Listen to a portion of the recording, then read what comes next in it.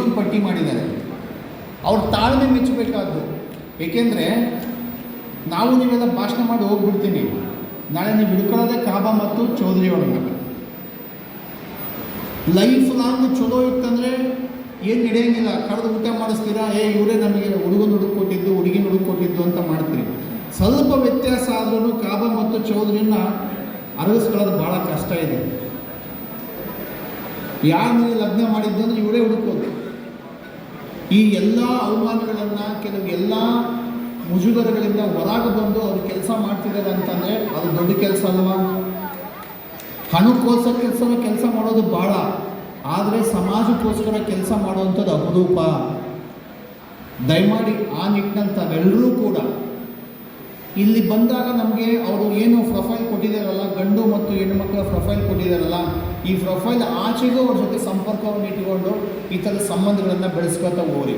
ಮತ್ತು ಈಗ ಕೇವಲ ನಿಮಗೆ ಉಪಯೋಗದ ದೃಷ್ಟಿಯಿಂದ ಇದು ವಧುವರರ ಸಮಾವೇಶ ನಡೆದಿರ್ಬೋದು. ಇದರ ಆಚೆ ನಮ್ಮ ಸಮಾಜ ಯಾವ ರೀತಿ ಸಂಘಟನೆ ಆಗಬೇಕು, ಯಾವ ರೀತಿ ಸಂಸ್ಕಾರಯುತವಾಗಿ ನಡ್ಕೋಬೇಕು ಅಂತ ಕೇವಲ ಸಣ್ಣ ಸಣ್ಣ ವಿಚಾರಗಳನ್ನು ಮುಂದಿಟ್ಟುಕೊಂಡು ಸಮಾಜವನ್ನು ಒಡೆಯುವಂಥ ಕೆಲಸವನ್ನು ಮಾಡಬಾರ್ದು. ಸಮಾಜ ಅಂದರೆ ಯಾವುದು? ನಾವು ಹುಟ್ಟಿರುವ ಸಮಾಜ, ನಮ್ಮ ತಾಯಿ ಸ್ಥಾನದಲ್ಲಿರುವಂಥದ್ದು ಸಮಾಜ. ನಮ್ಮ ಸಮಾಜ ನಮಗೆ ಹಿರಿಯರನ್ನು ಕೊಟ್ಟಿದೆ, ನಮ್ಮ ಸಮಾಜದ ಗುರುಗಳನ್ನು ಕೊಟ್ಟಿದೆ, ನಮ್ಮ ಸಮಾಜ ಎಲ್ಲವನ್ನೂ ಕೊಟ್ಟಿದೆ. ನಮ್ಮ ಸಮಾಜಕ್ಕೆ ಇದು ಏನು ಸ್ವಾಮೀಜಿಯವರು ಜಾತಿಯನ್ನೇ ಕುರಿತು ಮಾತನಾಡ್ತೀನಿ ಅಂತ ನೀವು ಭಾವಿಸ್ಕೋಬೋದು. ಇದು ಜಾತಿ ಅಲ್ಲ, ನಾವು ಸಂಸ್ಕಾರಯುತ ಸಂಘಟನೆ ಮಾಡಿಕೊಳ್ಳೋಕ್ಕೋಸ್ಕರವಾಗಿ ನಿರ್ಮಾಣ ಆಗಿರುವಂಥ ಒಂದು ವೇದಿಕೆ, ಒಂದು ಸಂಘಟನೆ. ಇವತ್ತು ಕರ್ನಾಟಕದಲ್ಲಿ, ಇಡೀ ದೇಶದಲ್ಲಿ ಪ್ರತಿಯೊಂದು ಸಮುದಾಯಗಳು ಕೂಡ ತಮ್ಮ ಸರ್ವಾಂಗೀಣ ಅಭಿವೃದ್ಧಿಗೋಸ್ಕರ ಒಂದು ಸಂಘಟನೆಯನ್ನು ಮಾಡ್ಕೊಳ್ತಾರೆ. ಹಾಗೆ ಈ ಗಾಣಿಗ ಸಮಾಜನೂ ಕೂಡ ಸರ್ವ ರೀತಿಯಲ್ಲೂ ಸಂಘಟನೆ ಆಗಬೇಕು ಅನ್ನುವಂಥದ್ದು. ಸಾಮಾನ್ಯವಾಗಿ ನಮ್ಮ ಎಲ್ಲ ಜಿಲ್ಲೆಗಳಲ್ಲಿ ಸಂಘಟನೆಗಳು ಪ್ರತಿಭಾ ಪುರಸ್ಕಾರಗಳನ್ನು ಅಷ್ಟೇ ಮಾಡ್ತೀರಾ, ಆದರೆ ಈ ಥರದ ವಧುವರ ಸಮಾವೇಶಗಳನ್ನು ಮಾಡಿ ಪ್ರತಿ ಜಿಲ್ಲೆಯಲ್ಲಿ ವಧುವರರ ಸಮಾವೇಶ ಆಗಬೇಕು. ಅದು ರಾಷ್ಟ್ರ ಮಟ್ಟದಲ್ಲಿ, ಅಂತಾರಾಷ್ಟ್ರೀಯ ಮಟ್ಟದಲ್ಲಿ ಸಮಾವೇಶಗಳಾಗಬೇಕು. ಸಾಧ್ಯವಾದರೆ ಇದನ್ನು ಬೆಂಗಳೂರಿನಲ್ಲಿ ನೀವು ಮಾಡಿ. ಬೆಂಗಳೂರಿನಲ್ಲಿ ಮಾಡೋದ್ರಿಂದ ಏನಾಗ್ತದೆ, ಅಲ್ಲಿ ಎಲ್ಲರೂ ಕೂಡ ಹೊರ ರಾಜ್ಯಗಳಿಂದ ಬರೋದು ಕೂಡ ಅನುಕೂಲಾಗ್ತದೆ. ಇದು ಕೊಪ್ಪಳ ಜಿಲ್ಲೆಯಲ್ಲಿ ಈ ಮಟ್ಟಕ್ಕೆ ಜನ ಸೇರಿದೆ ಅಂತಂದರೆ ಬೆಂಗಳೂರಿನಲ್ಲಿ ಇದಕ್ಕಿಂತ ಚೆನ್ನಾಗಿ ಸೇರ್ತದೆ. ಅದಕ್ಕೆ ಸುಮಾರು ವರ್ಷಗಟ್ಟಲೆ ಅದಕ್ಕೆ ಪ್ರಯತ್ನ ಬೇಕು, ನೀವು ಕಮ್ಯುನಿಕೇಷನ್ ಬೇಕು. ಇಲ್ಲಿ ಬಂದ ತಕ್ಷಣ ಇಲ್ಲಿ ಎಷ್ಟು ಮದುವೆ ಆಗಿದೆ, ಎಷ್ಟಿದೆ ಅನ್ನೋದು ಪ್ರತಿಫಲ ಬೇರೆಯೇ ಇರ್ತದೆ, ಆದರೆ ಪರಿಚಯ ನಿಮ್ಗಾಗ್ತದೆ. ನೀ ಯಾರು, ನೀ ಕೊಪ್ಪಳದವನ, ನಾ ಇಲ್ಲಿ ಹಿಂಗೆ ನೋಡಿ, ನಾನು ಬಂದ ತಕ್ಷಣವೇ ನಾನು ಇನ್ನೂ ಕಾರ್ ಇಡೋದಿಲ್ಲ, ಒಬ್ಬ ದೆಹಲಿಯ ಸುಪ್ರೀಂ ಕೋರ್ಟ್ನಲ್ಲಿ ಕೆಲಸ ಮಾಡೋನು, ನಾನು ನಾಳೆ ಡೆಲ್ಲಿಗೆ ಹೋಗ್ತೇನೆ, ಕೋರ್ಟ್ನಿಂದ ಕೆಲಸ ಬಂದಿದೆ ಅಂತ ಆತ ಪರಿಚಯ ಮಾಡ್ಕೊಂಡ. ಅವ್ರು ಬಂದವ್ರಿಗೆ ಹೊರ ಸಿಗ್ಬೋದು, ಸಿಗದೇ ಇರ್ಬೋದು, ಆದರೆ ನನ್ನ ಪರಿಚಯ ಅವ್ರಿಗಾಯ್ತು, ನನ್ನ ಪರಿಚಯ ಅವ್ರಿಗಾಯ್ತಲ್ಲ. ಇದನ್ನು ಯಾರು ನೀವು ಅದು ಬೆಲೆ ಕಟ್ಟಲಿಕ್ಕೆ ಸಾಧ್ಯನಾ? ಒಂದೇ ಒಂದು ಉದಾಹರಣೆ ಹೇಳ್ತೀನಿ. ನಿನ್ನೆ ಒಂದು ಪ್ರತಿಭಾ ಪುರಸ್ಕಾರ ಇತ್ತು, ಗುರುವಂದನ ಸಮಾರಂಭ ಇತ್ತು.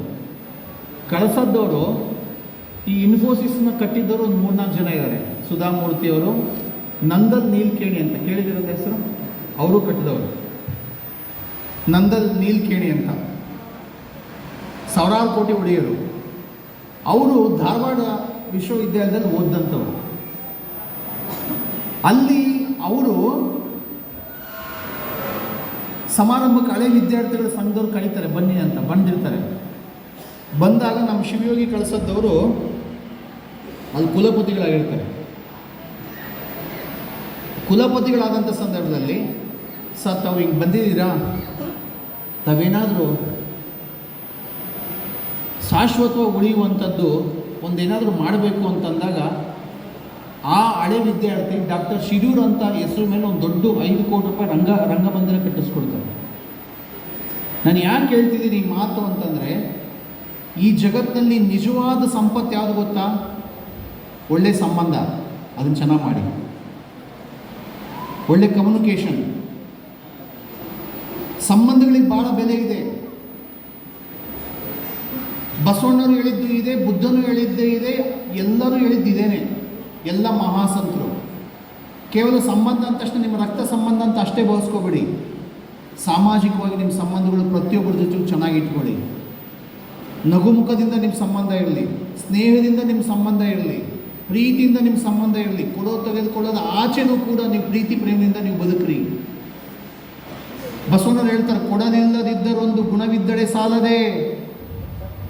ಕೊಡಕ್ಕೆ ನಮಗೆ ಶಕ್ತಿ ಇಲ್ಲದಲೇ ಇರ್ಬೋದು, 4 ಮಾತನಾಡೋಕ್ಕೆ ನಿಮಗೆ ಇಲ್ಲಿ ಬಂದವ್ರನ್ನ ನೀವು ಚಲೋ 4 ಮಾತಾಡ್ಕೊಂಡು ಹೋಗ್ರಿ, ನಿಮಗೆ ಗೊತ್ತಿಲ್ಲದಂಗೆ ನಿಮ್ಮ ಸಾಮಾಜಿಕ ಗೌರವ ಹೆಚ್ಚಿಗೆ ಆಗ್ತದೆ. ನಿಮಗೆ ಗೊತ್ತಿಲ್ಲದಂಗೆ ಸಮಸ್ಯೆಗಳು ಬಗೆಹರಿತವೆ. ಇಲ್ಲೇನು ಸಾಮಾನ್ಯದರಿಂದ ಎಲ್ಲ ನಿಂತಿರೋರು ಕುಳಿತಿರೋರು ಎಲ್ಲರೂ ಒಂದೊಂದೇ ಆದಂಥ ಸಾಮಾಜಿಕವಾದಂಥ ಗೌರವ ಸ್ಥಾನಮಾನಗಳಿಗೆ ಕೌಟುಂಬಿಕವಾಗಿ ಅರ್ಹತೆ ಪಡ್ಕೊಂಡಂಥ ಕುಟುಂಬಗಳಿಗೆ ಬಂದಿರ್ತೀರ. ಒಂದಿಷ್ಟು ನೀವ್ಯಾರು, ನಿಮ್ಮ ಮಕ್ಕಳೇನು ಮಾಡ್ತಾ ಇದ್ದಾರೆ, ನೀವೇನು ಮಾಡ್ತಾ ಇದ್ದೀರಾ, ಈ ಥರದ್ದಾದಂಥ ಒಂದು ಸಂಬಂಧಗಳನ್ನು ಮಾತನಾಡಿ ಬರೀ ಅಹಂಕಾರದಿಂದ ಗರ್ವದಿಂದ ನೀವು 1000 ಕೋಟಿಗೆ ಬದುಕಿರ್ಬೋದು, ತಿನ್ನೋದು ಅನ್ನನೇ. ಅವರು ನಿದ್ದೆ ಮಾಡಬೇಕು, ನೀವು ನಿದ್ದೆ ಮಾಡಬೇಕು. ಆದರೆ ಸಂಬಂಧಗಳಿಗೆ ಬೆಲೆ ಕೊಡಿ, ಮನುಷ್ಯ ಸಂಬಂಧಗಳಿಗೆ ಬೆಲೆ ಕೊಡಿ. ಬಸವಣ್ಣ ಸುಮ್ಮನೆ ಹೇಳಿಲ್ಲ, ಕೋಳಿ ಒಂದು ಕುಟುಕ ಕಂಡರೆ ಕೂಗಿ ಕರೆಯದೆ ತನ್ನ ಕುಲವ, ಕಾಗೆಯೊಂದಗುಳ ಕಂಡರೆ ಕೂಗಿ ಕರೆಯದೆ ತನ್ನ ಬಳಗವ.